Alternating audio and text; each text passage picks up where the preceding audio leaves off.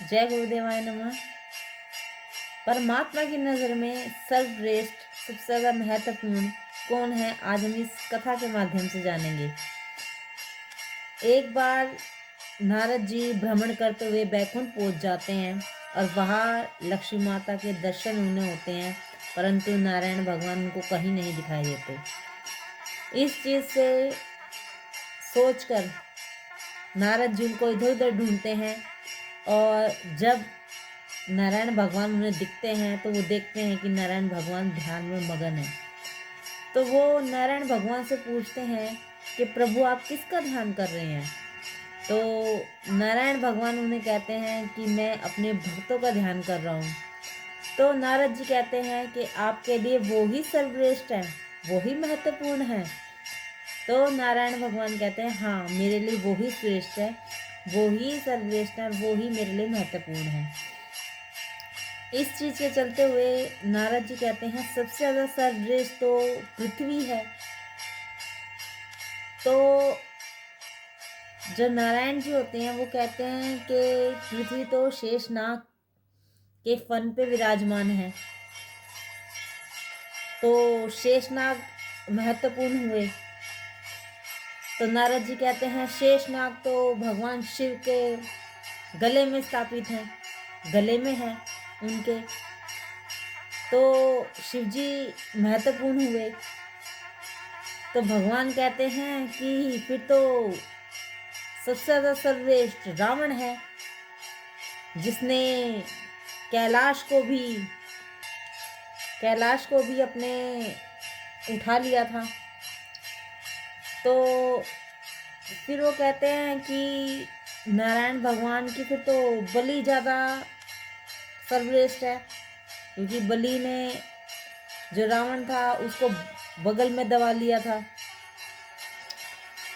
फिर कुछ सोचकर भगवान ये कहते हैं कि सबसे ज़्यादा सर्वश्रेष्ठ राम है। नारायण जी कहते हैं कि प्रभु आप हैं सर्वश्रेष्ठ। तो भगवान कहते हैं मैं सर्वश्रेष्ठ कैसे हुआ, मैं तो अपने भक्तों के दिलों में विराजमान हूँ और मेरे भगत मेरे दिल में विराजमान हैं। इसीलिए परमात्मा के लिए, प्रभु के लिए सबसे ज़्यादा महत्वपूर्ण उनके भक्तों के अलावा कोई नहीं होता है। अब ये भक्तों का भाव है जो उनको अपना बना के रखना चाहता है या नहीं चाहता है, क्योंकि प्रभु तो सिर्फ भाव के भूखे होते हैं। परमात्मा किसी से कुछ नहीं चाहते सिर्फ भाव के अलावा। जो इंसान अपने भावों को अच्छा रखता है, परमात्मा उसका साथ कभी नहीं छोड़ते, किसी भी कारण नहीं छोड़ते, हमेशा उसके साथ रहते हैं। परंतु जिनका भाव ही नहीं होता है, परमात्मा उनके साथ कभी नहीं रहते। ईश्वर का सबसे अलग ही न्याय है।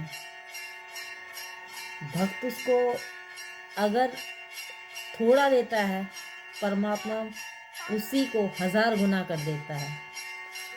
वो बात अलग है कि भक्त के दिल में ऐसा भाव होना चाहिए कि वो परमात्मा से ले सके, परमात्मा का प्यार पा सके, जो हर किसी के बस की बात नहीं है। अपने अंदर इस कदर का भाव रखिए कि परमात्मा के लिए जब भी भाव उत्पन्न होना कुछ इस तरीके का हो कि भगवान भी आपको ये कहने पे मजबूर हो जाए कि भक्त से प्यारा कुछ नहीं। और अधिकतर होता ही ऐसा है कि भगवान को अपने भक्तों से ज़्यादा प्यारा कुछ नहीं होता इस दुनिया में। लेकिन भगत है, उसके दिल में क्या चलता है वो भगत ही जाने।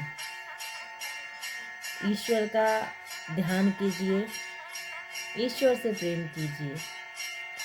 उससे किया हुए प्रेम में कभी कोई धोखा नहीं मिलता और इस दुनिया से किए प्रेम में कभी इंसान को सुकून नहीं मिलता। जय गुरुदेवाय नमः।